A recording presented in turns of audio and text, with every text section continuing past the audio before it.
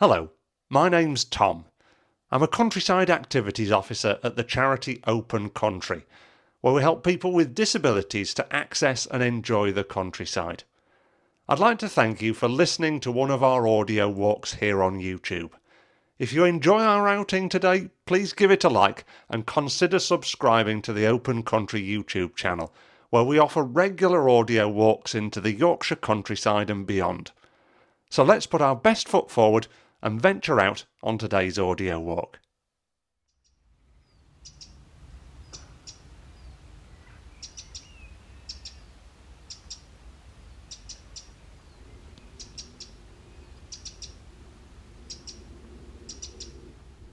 Hello everyone.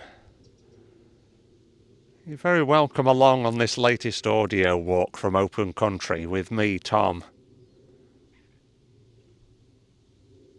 Today, we've ventured into the heart of the West Yorkshire Pennines, and the plan is to walk up one of West Yorkshire's most iconic hills. Known as Stoodley Pike, it towers above Calderdale, and it's topped with a rather remarkable monument.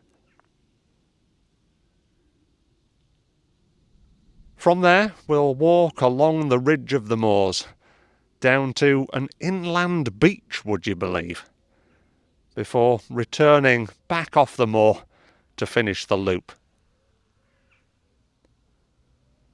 So as always, we better put our best foot forward and see what we can find and experience on this audio walk today.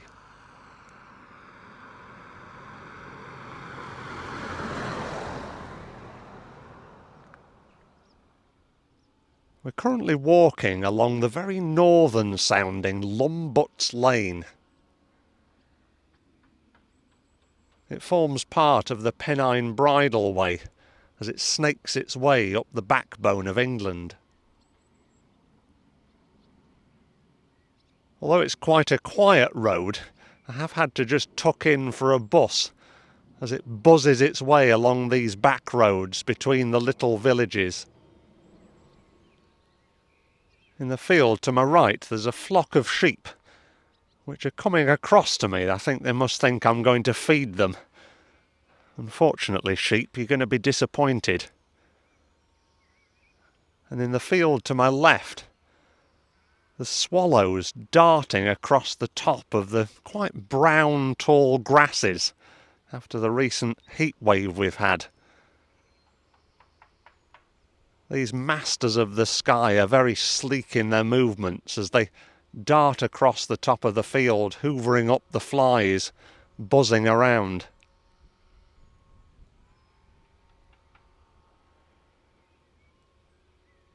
Ahead of me, I can see the Stoodley Pike Monument, our destination for today.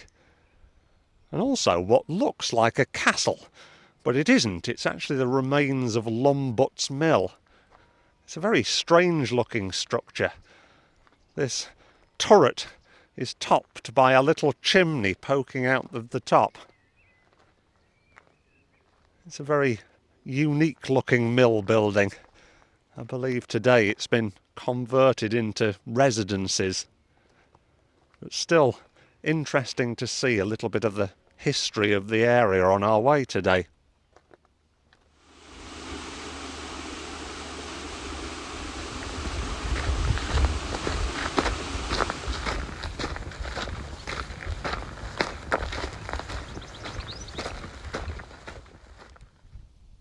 We've now left Lumbutts Lane behind, but we're still following the Pennine Bridleway. It's become a little bit more rough underfoot as we've walked in between a few mill ponds and past a mill race, and now we're heading up towards the fringes of the moor. It's a very colourful path. It's framed by rowan trees which are burgeoning with orangey red berries hanging from their branches, almost weighing them down. And there's also these beautiful patches of rose bay willow herb which have these wonderful vibrant magenta flowers which are glowing in the sunshine, which is now poking out from behind the clouds that are slowly starting to disperse. You never know, it may even tempt me to take my jumper off in a moment.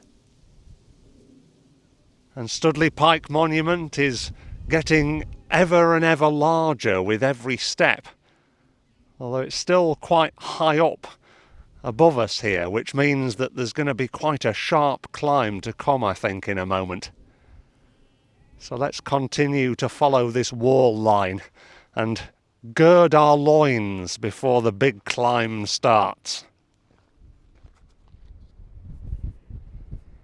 Our ascent of Stoodley Pike has well and truly begun.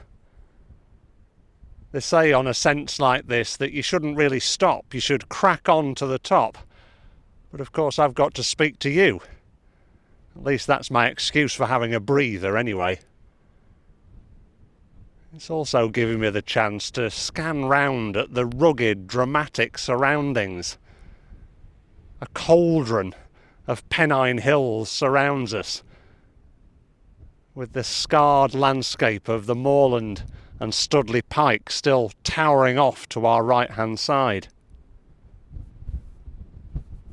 I'd say we're about halfway up now, and the sun is making things quite warm, but at least there's this nice cooling breeze that's whipping up the air and cooling me down as it caresses my skin.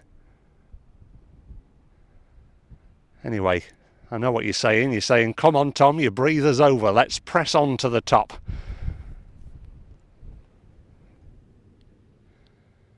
Oh, we've made it. That last little bit of the climb was quite strenuous, wasn't it? But we've reached the Stoodley Pike Monument, which is now towering above us. It looks quite dramatic from the valley below, but you don't really get a sense of its true scale until you actually come right up to it. The hill Stoodley Pike that we've just climbed is 1,300 feet above sea level, which is 400 metres. And the monument that we're currently stood next to, sheltering from this brisk breeze, is a further 37 metres or 121 feet high. It was designed by a local architect by the name of John Green and was completed in 1856 at the end of the Crimean War. However, there was an original structure built on this exact site in 1815 to commemorate the Battle of Waterloo, but that was actually hit by lightning in 1854 and was completely demolished, meaning that they had to start again from the ground up. Apparently there has been further lightning strikes since, but it has been built with a lightning conductor, which means that no further damage, thankfully, has been caused, and we can still enjoy this majestic monument that towers over Calderdale to this day. Now, I am led to believe that there is a staircase inside it that doesn't take you all the way to the top, but does take you to a viewing platform. So I'm going to have a search around for that and see if we can admire the views from a little bit further up this majestic structure. Ah, here we are. You may notice that it started to get a little bit echoey as we head up into the darkness. In fact, it's getting so dark I think I'm going to have to switch my torch on. So bear with me, I'll speak to you when we get to the platform. Oh wow, this really is quite spectacular. We've just climbed a spiral staircase made of 39 steps, and we've elevated ourselves another 40 feet above sea level. And the views that we're met with are absolutely breathtaking. They were quite good at ground level, but this just gives you a slightly more elevated perspective. That cauldron of Pennine hills I referred to earlier is even more evident from up here. A lot of them are topped by wind turbines spiralling in the breeze that's passing through. The town of Todmorden is sitting just below us in the valley, and the buildings that make it up look like it's a little toy town. It's so far off in the distance and far below us. And on the other side of Stoodley Pike Monument is Hebden Bridge, although that's tucked away beyond the other hill at the side, which means you can't actually see the town, but you can make out the wooded glade of Hardcastle Crags, which is snaking along the Calder Valley. And across the way is the Lancashire border, and more rolling hills capped with moorland, which at the moment is just starting to come out in the beautiful purple hues of the heather. All capped off by a blue sky with dappled cloud, and I must admit there's probably nowhere else I'd rather be at this moment. It is absolutely spectacular. But I suppose the rest of the walk is calling us, so I'm going to revel in this view for a little bit longer and then make my way back down the dark 39 steps and carry on along the moorland top.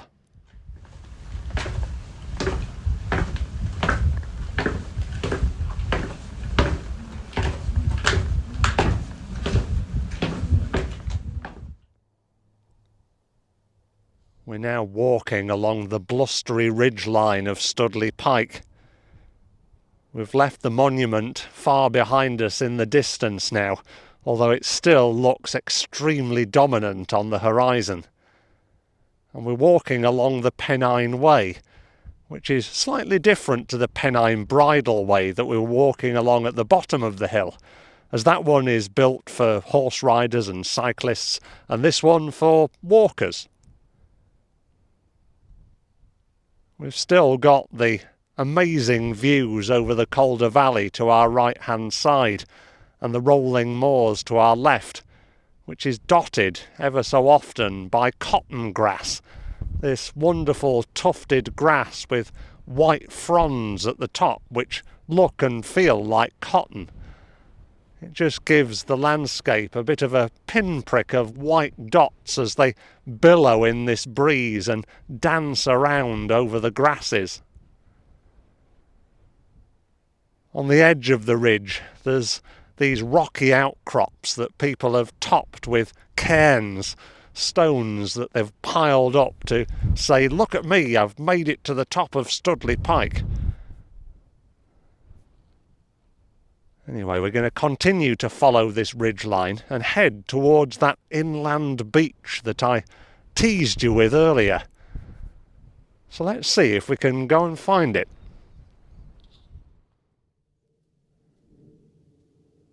We've been traversing the heart of the moor for what seems like an age now, along this narrow flagged path, weaving its way through the heather and the long grasses.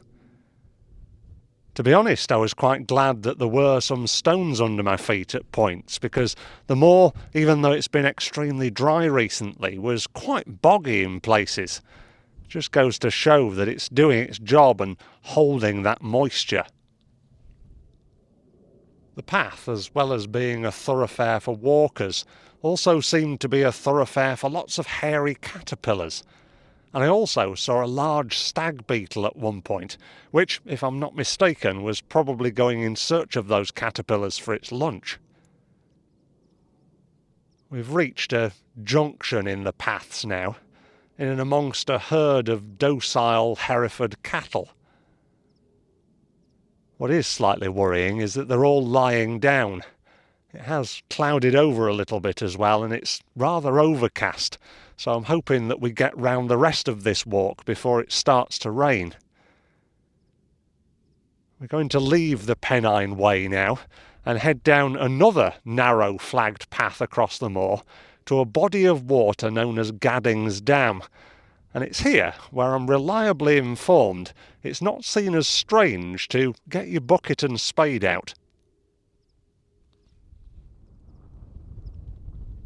So here we are on Gadding's Dam beach. A really surreal experience. There's this pocket of sand at the edge of this stone-edged reservoir. And I am reliably informed that many people come here during the height of the summer to sunbathe and enjoy what they would enjoy at the beach, even though that we're probably as far away from the seaside as you can probably get in Yorkshire. Even today there are a couple of people swimming in the water. It's a beautifully peaceful spot, but very strange to think that we're on a beach surrounded by moorland.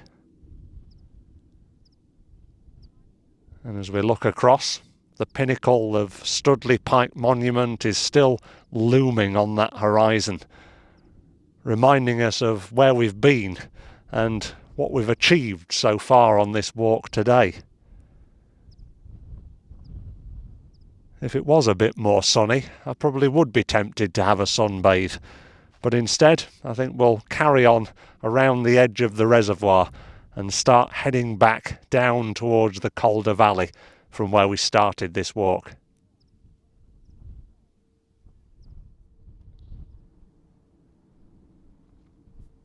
We've started to descend quite quickly now, heading down through the rocky ripples and undulations of the surrounding landscape.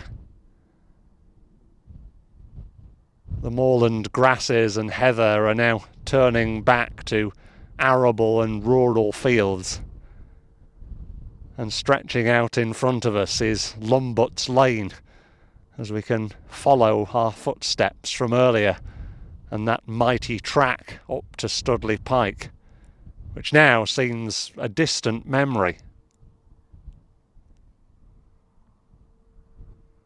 I hope you've enjoyed listening to this audio walk as much as I've enjoyed recording it. It really has been a fantastic experience. If you'd like to listen to more of Open Country's audio walks, then head to opencountry.org.uk, where you'll find a catalogue of these outings into the beautiful Yorkshire countryside and beyond. And you can also find out there how to donate to the charity. You can also check out our audio walks by subscribing to the Open Country YouTube channel. That's at Open Country Yorkshire. Thank you very much once again for lending me your ears today, and I look forward to joining you as we head out on another audio walk in the not too distant future.